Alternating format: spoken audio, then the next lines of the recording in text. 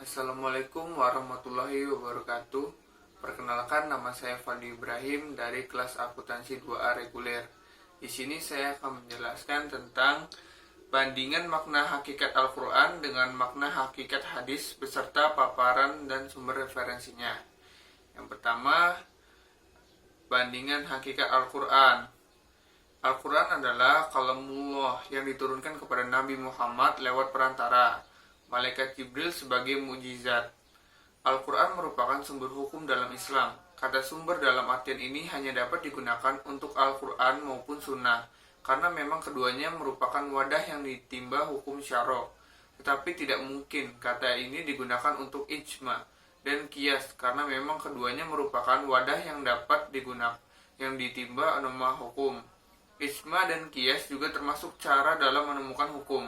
Sedangkan dalil adalah bukti yang melengkapi atau memberi petunjuk dalam Al-Quran untuk menemukan hukum Allah, yaitu larangan atau perintah Allah.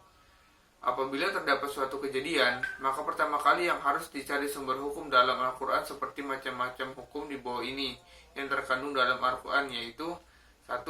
Hukum-hukum akidah atau keimanan yang bersangkut paut dengan hal-hal yang harus dipercaya oleh setiap mukallaf mengenai malaikatnya, kitabnya, para rasulnya, dan hari kemudian. Yang kedua, hukum-hukum Allah yang bersangkut paut dengan hal-hal yang harus dijadikan perhiasan oleh setiap mukallaf berupa hal-hal keutamaan dan menghindarkan diri dari hal kehinaan. Yang ketiga, hukum-hukum amaliyah yang bersangkut paut dengan tindakan setiap mukallaf, meliputi masalah ucapan, perbuatan, akad, dan pembelanjaan, pengelolaan harta benda, ibadah, muamalah, dan lain-lain. Para ulama usul fikih dan lainnya sepakat menyatakan bahwa Al-Quran merupakan sumber utama hukum Islam yang diturunkan Allah dan wajib diamalkan.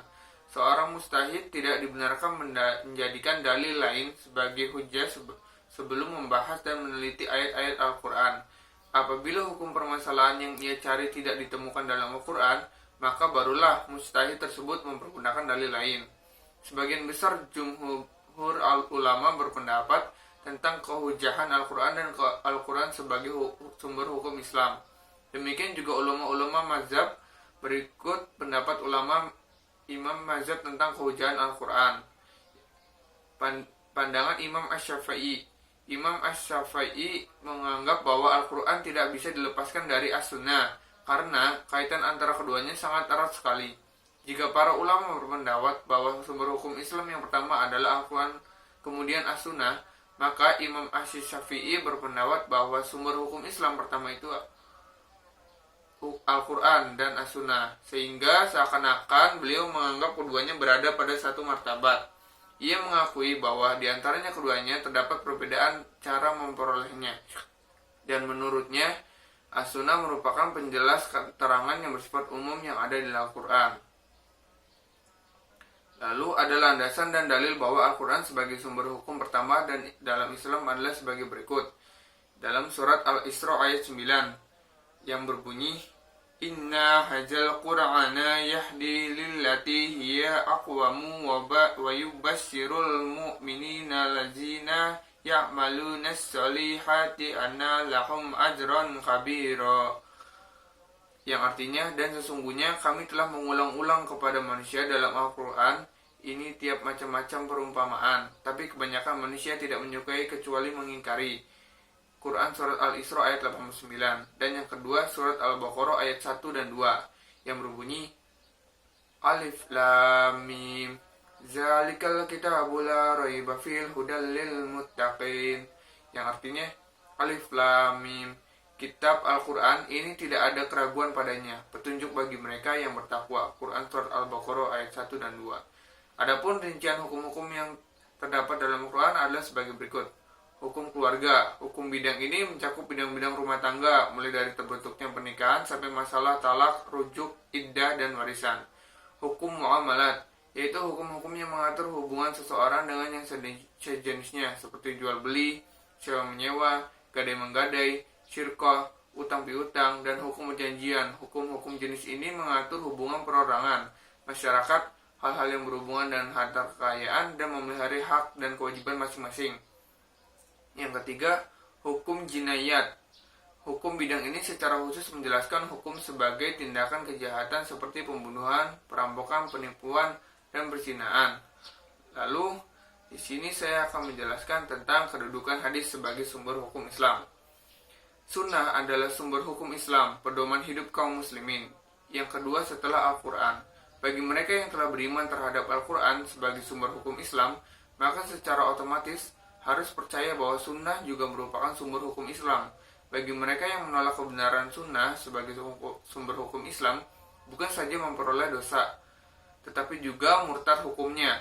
Ayat-ayat Al-Quran sendiri telah mencakup menjadi alasan yang pasti tentang kebenaran Al-Hadis ini sebagai sumber hukum Islam. Untuk mengetahui sejauh mana kedudukan hadis sebagai sumber hukum Islam, dapat dilihat dalam beberapa dalil seperti ini. Al-Quran. Banyak ayat Al-Quran yang menerangkan, mempercayai, dan menerima segala sesuatu yang disampaikan oleh Rasulullah SAW kepada umatnya untuk dijadikan pedoman hidup. Di antaranya adalah Ali Imran, yang artinya Allah sekali-kali tidak akan membiarkan orang-orang mukmin seperti keadaan kamu sekarang ini, sehingga Dia memisahkan yang buruk dari yang baik. Dan Allah sekali-kali tidak akan memperlihatkan kepada kamu hal-hal yang gaib, akan tetapi Allah akan memilih siapa yang dikehendakinya di antara Rasul-Rasulnya. Karena itu berimanlah kepada Allah dan Rasul-Rasulnya, dan jika kamu beriman dan bertakwa, maka bagimu pahala yang besar. Lalu dalil al-hadis. Dalam salah satu pesan Rasulullah SAW berkenaan dengan kewajiban menjadikan hadis sebagai pedoman hidup di samping Al-Quran sebagai pedoman utamanya adalah dalam sabdanya yang artinya, Aku tinggalkan 2 pusaka untukmu sekalian, dan kalian tidak akan tersesat selama-lamanya, selama kalian selalu berpegang teguh kepada keduanya, yaitu kitab Allah dan sunnah Rasulnya. Hadis riwayat Hakim. Hadis tersebut di atas menunjukkan kepada kita bahwa berpegang teguh kepada hadis atau menjadikan hadis sebagai pegangan dan pedoman hidup adalah wajib, sebagaimana wajibnya berpegang teguh kepada Al-Quran. Kesepakatan ulama. Umat Islam telah sepakat menjadikan hadis sebagai salah satu dasar hukum dalam amal perbuatan karena sesuai dengan yang dikehendakinya oleh Allah. Penerimaan hadis sama seperti penerimaan mereka terhadap Al-Quran, karena keduanya sama-sama merupakan sumber hukum Islam.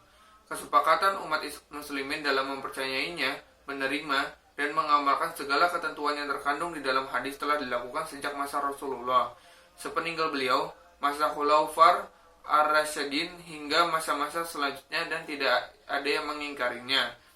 Banyak di antara mereka yang tidak hanya memahami dan mengamalkan isi kandungannya, tetapi menyebarluaskannya kepada generasi-generasi selanjutnya.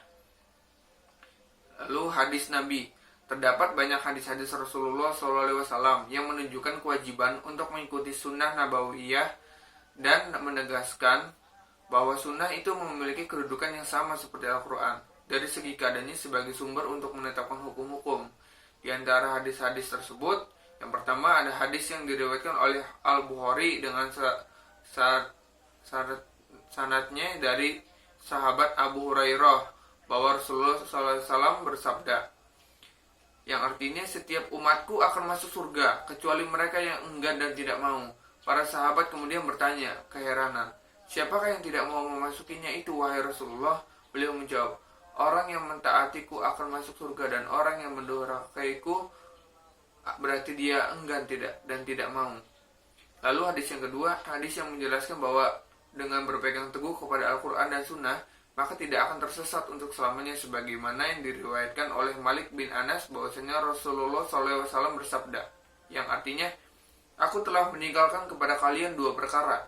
Kalian tidak akan sesat untuk selamanya, selama kalian berpegang teguh kepada keduanya, yaitu kitab Allah dan sunnah nabinya. Lalu ijma atau kesepakatan. Para sahabat seluruhnya telah menyepakati kewajiban mengikuti sunnah Nabi SAW, karena sunnah tersebut merupakan wahyu dari Allah Subhanahu wa Ta'ala dan telah memerintahkan kepada kita untuk mengikutinya. Demikian pula dengan Rasulnya, sebagaimana dalam riwayat-riwayat yang telah disebutkan terdahulu.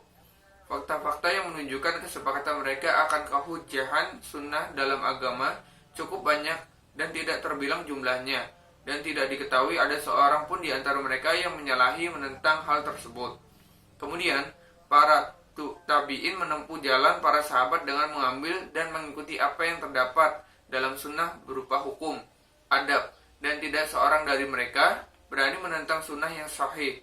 Kemudian, kaum muslimin sesudah mereka hingga hari ini telah menyepakati akan kewajiban dan menerima dan mengambil hukum-hukum yang dinukil dari sunnah, dan barang siapa yang menentang hal tersebut di antara mereka, maka mereka telah menentang Al-Quran dan sunnah Nabi SAW serta mengikuti selain jalan orang mukmin.